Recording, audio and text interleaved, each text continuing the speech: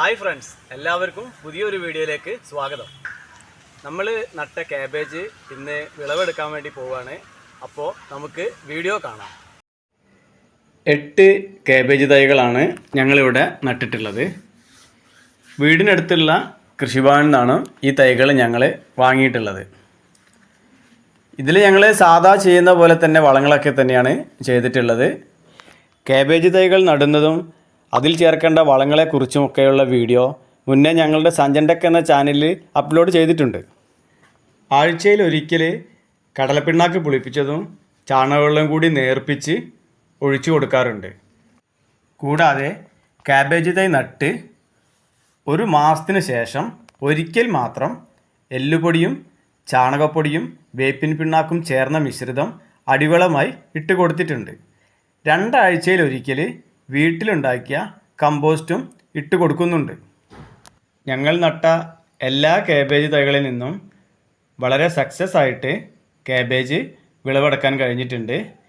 ഇത് കടകളിൽ നിന്ന് വാങ്ങുന്ന ക്യാബേജിൻ്റെ അത്ര തന്നെ വലിപ്പമൊന്നുമില്ല. കാരണം ജൈവവളം മാത്രം ഉപയോഗിച്ചാണ് ഞങ്ങൾ ഈ കൃഷി ചെയ്തിട്ടുള്ളത്.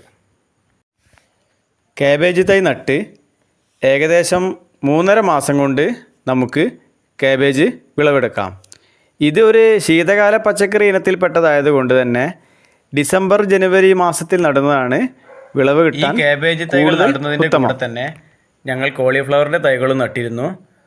കോളിഫ്ലവർ തൈകൾ 3 മാസത്തിനുള്ളിൽ തന്നെ വിളവ് തന്നു. കോളിഫ്ലവർ വിളവെടുക്കുന്നൊരു വീഡിയോ മുന്നേ ഈ ചാനലിൽ അപ്ലോഡ് ചെയ്തിട്ടുണ്ട്. വീട്ടിൽ കൃഷി ചെയ്തതായതുകൊണ്ട് തന്നെ നമുക്ക് ധൈര്യമായിട്ട് കഴിക്കാം. പുറമേ നിന്ന് വരുന്നത് കീടനാശിനികളെല്ലാം ചേർത്താണെന്ന് നമുക്കറിയാലോ. ക്യാബേജ് തൈ നടുന്നത് മുതലുള്ള വീഡിയോസ് ഞങ്ങളുടെ ചാനലിൽ അപ്ലോഡ് ചെയ്തിട്ടുണ്ട്. ക്യാബേജ് കൃഷി ചെയ്യാൻ ആഗ്രഹിക്കുന്നവർ ഈ വീഡിയോ കാണുക. വീഡിയോ ഇഷ്ടപ്പെട്ടാൽ ചാനൽ സബ്സ്ക്രൈബ് ചെയ്യാൻ മറക്കരുത്. അപ്പോൾ നമ്മൾ നട്ട ക്യാബേജൊക്കെ വിളവെടുത്ത് കഴിഞ്ഞിട്ടുണ്ട്. ജൈവവളം മാത്രം ഉപയോഗിച്ച് ഉണ്ടാക്കിയ ക്യാബേജാണിത്. അപ്പോൾ വീഡിയോ ഇഷ്ടപ്പെട്ടാൽ ലൈക്ക് ചെയ്യുക, സബ്സ്ക്രൈബ് ചെയ്യുക. മറ്റൊരു വീഡിയോ ആയിട്ട് നമുക്ക് വീണ്ടും കാണാം. ബൈ.